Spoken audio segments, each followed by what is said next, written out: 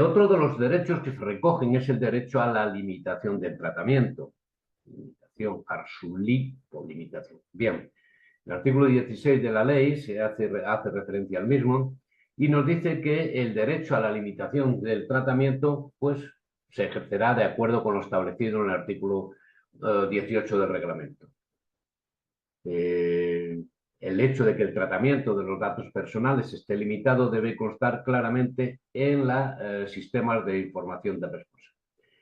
Y como nos dice que se ejercerá de acuerdo con lo establecido en el artículo 18 del reglamento, ¿qué es lo que dice el reglamento? Pues el reglamento nos dice que el interesado tendrá derecho a obtener del responsable la limitación del tratamiento de datos cuando se cumpla alguna de las condiciones que se recogen en el mismo. Una de ellas es que el interesado impugne la exactitud de los datos personales durante un plazo que permita al responsable verificar la exactitud de sus datos. Cuando también, cuando el tratamiento sea ilícito, pero el interesado se oponga a la supresión de los datos personales y solicite en su lugar la limitación de su uso. En otro caso, cuando el responsable ya no necesite los datos personales para los fines del tratamiento, pero el interesado los necesite para la formulación, el ejercicio o la defensa de reclamaciones. Y también cuando el interesado se haya opuesto al tratamiento, mientras se verifica si los motivos legítimos del responsable prevalecen sobre los del interesado. Entonces, en esos casos a que hace referencia el artículo 18 del reglamento, ese derecho de limitación se puede ejercitar siempre que se cumpla alguna de esas condiciones. Ya comenté en el otro que realmente es una limitación temporal como tal, ¿de acuerdo? Bien, el derecho de portabilidad se refiere al artículo 17 de la ley y lo único que nos dice es que se ejercerá de acuerdo con lo establecido en el artículo 20 del Reglamento de Protección de Datos. Bueno, pues nada, tendremos que acudir de nuevo a ese reglamento y ¿qué nos dice? Que el interesado, pues que tendrá derecho a recibir los datos personales que le incumban, que haya facilitado a un responsable del tratamiento, tiene derecho a recibirlos en formato estructurado, de uso común y lectura mecánica. Y además, tiene derecho a transmitirlos a otro responsable del tratamiento sin que lo impida el responsable a que se lo hubiera facilitado. Pero siempre no. Únicamente cuando el tratamiento está basado en el consentimiento o en un contrato y también cuando el tratamiento se efectúe por medios automatizados. ¿De acuerdo? Entonces, ese derecho a que se nos faciliten los datos que nosotros tenemos e incluso que se le pasen a otro responsable del tratamiento. Quiero irme siempre digo, de Google a TikTok, y para no empezar de cero en TikTok le digo a Google, oye, pásale los datos que tienes míos, basados en el consentimiento, lógicamente, que tiene que ser en un contrato, se los pasas directamente ahí y así yo en TikTok no parto de cero, ya tengo una serie de datos, ¿de acuerdo? Bien, lo único dice el artículo 20 que al ejercer el derecho a la portabilidad el interesado tendrá derecho a que los datos personales se transmitan directamente de responsable a responsable, lo que he comentado anteriormente. Y, lógicamente, este derecho dice que no afectará negativamente a los derechos y libertades de otros. Bien, el artículo 18 de la ley hace referencia al derecho de oposición, que como no podía ser de otra forma, cuando se refiere a él, dice que el derecho de oposición, así como los derechos relacionados con las decisiones individuales automatizadas, incluida la realización de perfiles, se ejercerá de acuerdo con lo establecido, respectivamente, en los artículos 21 y 22 del reglamento. Pues bueno, si no lo vemos, nos quedaríamos huérfanos. ¿Qué dice el artículo 21? En esa oposición al tratamiento, que el interesado tendrá derecho a oponerse en cualquier momento por motivos relacionados con su situación particular a que datos personales que le conciernan sean objeto de un tratamiento basado en lo dispuesto en el artículo 6, apartado 1, letras E o F, incluida la elaboración de perfiles. Bien, ahora lo completamos un poco. El responsable del tratamiento dejará de tratar los datos personales, salvo que acredite motivos legítimos imperiosos para el tratamiento que prevalezcan sobre los intereses, los derechos y las libertades del interesado, o para la formulación, el ejercicio o la defensa de reclamaciones. Dejará de tratarlos a no ser que se den esas circunstancias, ¿de acuerdo? Y se hace referencia después a la mercadotecnia directa y tal. Bueno, entonces, lo que se establece en este artículo del reglamento, los supuestos específicos en los que se puede ejercitar el derecho de oposición, que hemos hecho referencia anteriormente.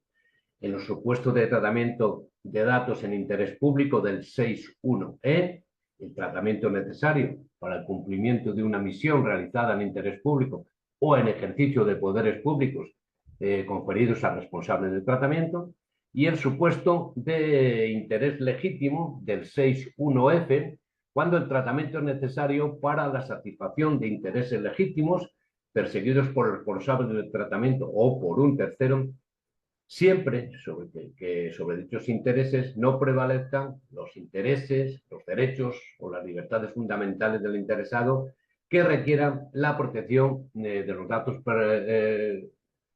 personales, y en particular cuando el interesado sea un niño. ¿Y qué dice el artículo 22 al que se nos remite? Hemos visto aquí que se ejercitará este derecho de supresión de acuerdo con lo establecido en los artículos 21, derecho de oposición como tal, y 22 del reglamento.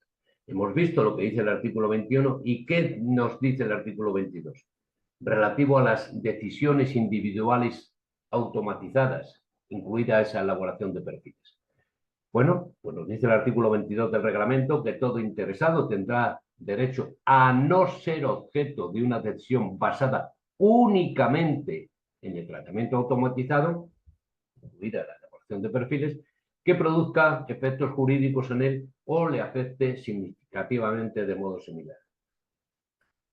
Bueno, eso es en plan general, pero después nos dice, cuidado, este apartado 1 no se aplicará si la decisión es necesaria para la celebración o la ejecución de un contrato entre el interesado y un responsable del tratamiento. Tampoco se aplicará si la decisión está autorizada por el derecho de la Unión o de uno de los Estados miembros que se aplique responsable del tratamiento, y que se establezca asimismo medidas adecuadas para salvaguardar los derechos y libertades y los intereses legítimos del interesado. Y tampoco se aplicará la decisión si se basa en el consentimiento explícito del interesado.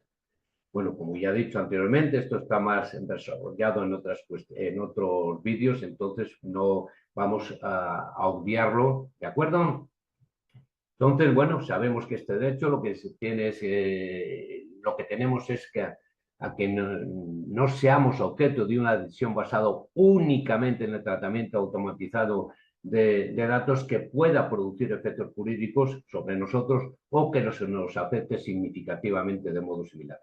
En ese otro apartado que os digo ya hago alusión a lo que significan estas expresiones como tal. Bien. Sin embargo, deberemos tener en cuenta todo esto en relación con las situaciones que se nos van generando día a día. En esta elaboración de perfiles, se trata de cualquier forma de tratamiento de tus datos personales que evalúe aspectos personales en particular, o analizar o predecir aspectos relacionados con tu rendimiento en el trabajo, con tu situación económica, con tu salud, preferencias, etcétera, y que se haga únicamente por una serie de datos que de forma automática podemos decir que elabore una máquina, ¿no? El Reglamento General de Protección de Datos define la elaboración de perfiles como el tratamiento automatizado de los datos de carácter personal con la finalidad de evaluar todas esas situaciones que hemos hecho anteriormente, estudiar, analizar o hacer predicciones sobre las personas. Bien, entonces lo que tiene que haber es una intervención, podemos decir, humana, ¿no? El artículo 71 del reglamento establece como ejemplo de esta situación la denegación automática de una solicitud de crédito en línea o los servicios de contratación en red en los que no hay intervención humana alguna. En relación con eso que hemos visto, cuando estén basadas únicamente en el tratamiento automatizado de datos, debe entenderse, dice que son tratamientos sin intervención humana y por intervención humana se entiende una participación relevante, es decir, que tenga una influencia real en la decisión que se adopte. Y en este sentido, el Grupo de Trabajo 29 indicó que la intervención humana significa que la persona que intervenga debe tener la autoridad y capacidad para poder cambiar o modificar una decisión.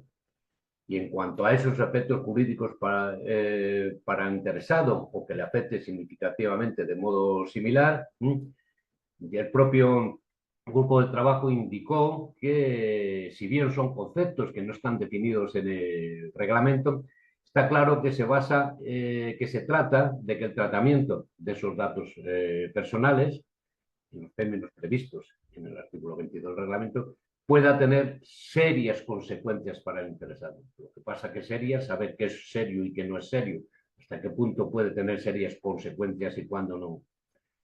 Y a modo de ejemplo, lo que hace únicamente el Grupo de Trabajo 29 fue que indicó que puede tratarse de casos que afecten a los derechos de las personas, ya sea la libertad de asociación con otros, votar en unas elecciones, así como en su caso la cancelación de un contrato o la denegación de una solicitud de ciudadanía. Bueno, algo muy general que, como vemos, no nos aporta grandes cosas en relación con lo que puede ser el contenido concreto del ejercicio de este derecho.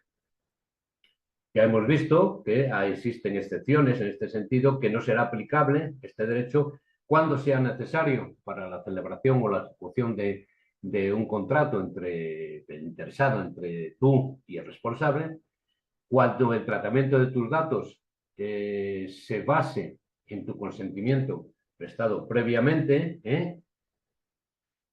y en los casos en que esté autorizado, bien por el derecho de la Unión Europea o el de los Estados miembros que afecten, podríamos decir, a esos intervinientes, y se establezcan, en este caso, medidas adecuadas para salvaguardar los derechos y libertades e intereses ilegítimos de los interesados.